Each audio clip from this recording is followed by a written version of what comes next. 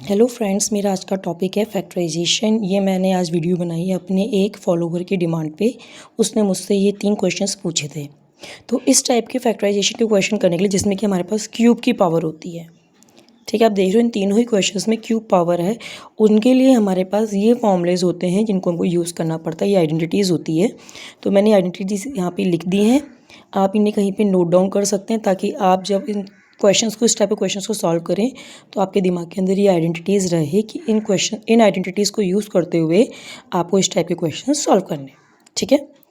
तो मैं स्टार्ट करती हूँ कैसे करना है। तो ये मेरे क्वेश्चंस हैं, ठीक है। अब जो मेरे पास फर्स्ट क्वेश्चन था वो इस टाइप का था, x³ + 6x² + 12x + 16। तो यहाँ पे मैं देख रही हूँ मेरे पास ये एक नंबर है जो कि क्यूब की पावर का है, ठीक है। ये मेरे पास किसी भी फॉर्म में नहीं है, क्यूब की फॉर्म में भी नहीं है, स्क्वायर की फॉर्म में सिर्फ एक नंबर है, दूसरा नंबर नहीं है। लेकिन जो लास्ट नंबर है वो क्यूब की फॉर्म में नहीं है, ठीक है। वो एक स्क्वायर है किसी नंबर का। तो हमें इस फॉर्म में हमें क्या करना चाहिए, हम क्या करेंगे, हमें 16 को कुछ ऐसे करके ब्रेक करेंगे कि ये किसी का क्यूब की फॉर्म में ब्रेक हो, किसी नंबर के क्यूब की फॉर्म में ब्रेक हो। तो अगर हम क्यूब्स देखते हैं, हमारे पास जो सबसे पहला नंबर होता है क्यूब के देखने के लिए, 1 का क्यूब 1 होता है, 2 का क्यूब 8 होता है, 3 का क्यूब कितना होता है 27 होता है, मीन्स 16 से बड़ा। तो इसका मतलब हम क्या करेंगे, इस 16 को ब्रेक करेंगे 2 के क्यूब की फॉर्म में, मीन्स 8 की फॉर्म में। तो 16 हमें कैसे मिलता है, 16 हमें मिलेगा 8 + 8 करके, ठीक है। तो हम इस 16 को ब्रेक कर देंगे 8 + 8 की फॉर्म में। ऐसा हमने क्यों करा, मैंने आपको क्या समझाया कि जो सबसे पहला नंबर होता है वो होता है 1, 1 का क्यूब 1 होता है, और 2 का क्यूब होता है 8, और 3 का क्यूब वहीं हो जाता है हमारे पास 27, जो कि 16 से बड़ा था।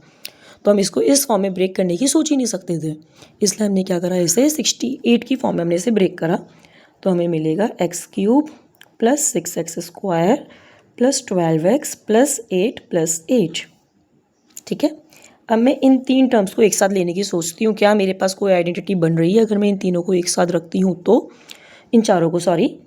तो देखिए ये हुआ x³ प्लस, अभी इन 2 टर्म्स को छोड़ दीजिए आप, पहले इसको देखते हैं। ये क्या है, ये है 2 का क्यूब, 8 को एज इट इज़ लिखिए, ठीक है।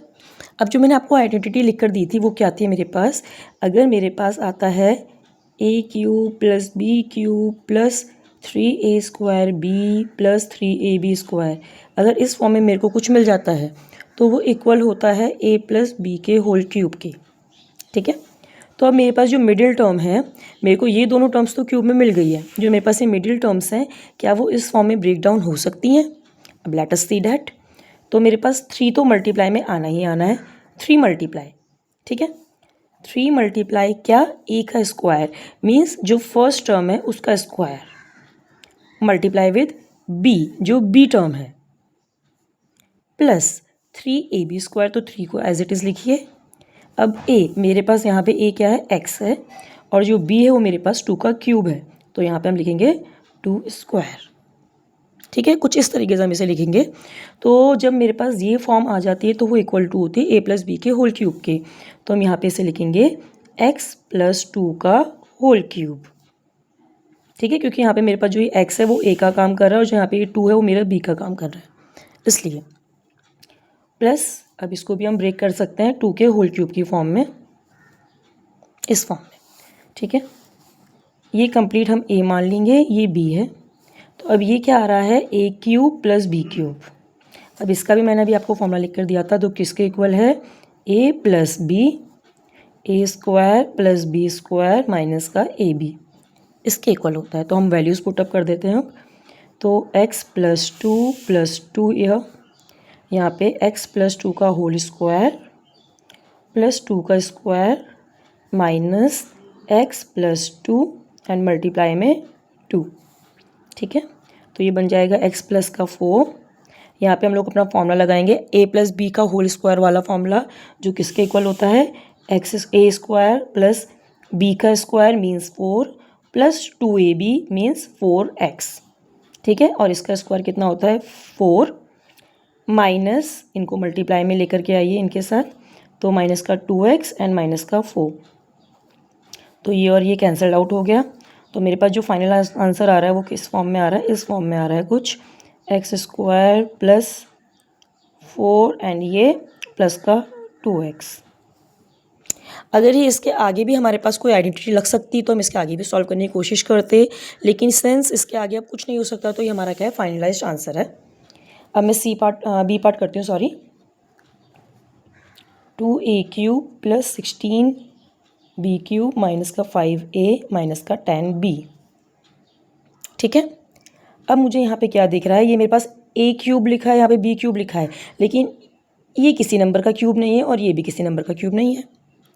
ठीक है, तो हम क्या करेंगे, इसमें से हम लोग इस 2 को कॉमन ले लेंगे, हम लोग इस 2 को कॉमन निकाल लेंगे।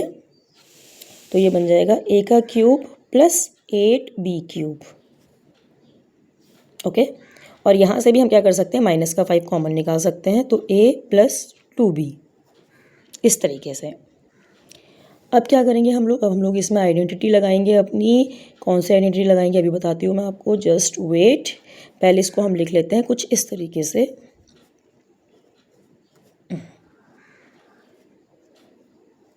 इस तरीके से हमने इसे लिखा।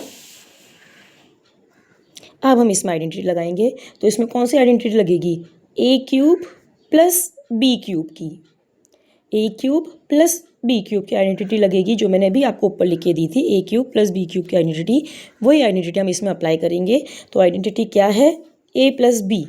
ठीक है, इस 2 को बाहर लिखे रहिए, a plus b means a plus 2b। ठीक है, ये आ गया मेरा एक ब्रैकेट। अब दूसरा ब्रैकेट, a स्क्वायर, तो हम लिखेंगे यहाँ पे a का स्क्वायर प्लस b स्क्वायर, तो 2b का square minus ab means a into 2b।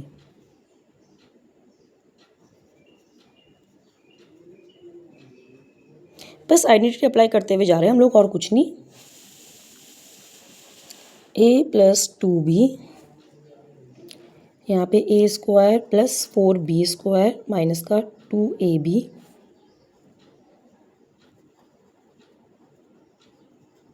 अब आपको क्या दिखाई दे रहा है कि ये टर्म सब एक साथ में क्योंकि मल्टीप्लाई में है, और ये टर्म एक साथ में क्योंकि मल्टीप्लाई में और बीच में माइनस का साइन है। तो अगर हम यहाँ और यहाँ देखें तो हमें a प्लस 2b कॉमन दिख रहा है, हम उसे एज कॉमन ले लेंगे। तो ब्रैकेट के अंदर क्या आ जाएगा, 2a square plus 4b square minus का 2ab, और यहाँ पे कितना आ जाएगा, माइनस का 5। बस इसको हम लोग लास्ट स्टेप में इसको सॉल्व कर सकते हैं। 2a square plus 8b square minus का 4ab माइनस का 5, कुछ इस तरीके से। तो ये भी मेरा सॉल्व हो चुका है। अब मेरे पास लास्ट पार्ट है c, a³ माइनस का 3a square b plus 3ab square minus का 2b³।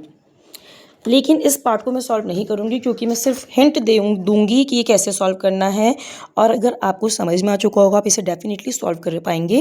और प्लीज़ मुझे कमेंट करके ज़रूर बताइएगा कि आपने इसको अपने आप से सॉल्व करा कि नहीं करा, और इन केस नहीं सॉल्व हो पाएगा तो आप मुझे बताइएगा, मैं सॉल्व करके आपको दिखा दूँगी। तो यहाँ पर क्या है, ये भी क्यूब की टर्म है और यहाँ पर ये भी क्यूब की टर्म है, लेकिन ये जो इसके आगे कांस्टेंट टर्म लिखा है 2, वो परफेक्ट क्यूब नहीं है, तो हम जस्ट इसे ब्रेक कर देंगे माइनस बी क्यूब की फॉर्म में, sorry cube minus b cube की फॉर्म में। ठीक है, तो बस अब इसके आगे आप खुद करने की कोशिश करिएगा एक बार ही। फॉर्मूलेज मैंने आपको सारे बता दिए हैं। बस, तो इस हिंट की हेल्प से आप इस क्वेश्चन को सॉल्व कर पाएंगे। धन्यवाद। अगर आपको कोई भी प्रॉब्लम हो तो प्लीज़ मुझे कमेंट में ज़रूर बताइएगा। धन्यवाद।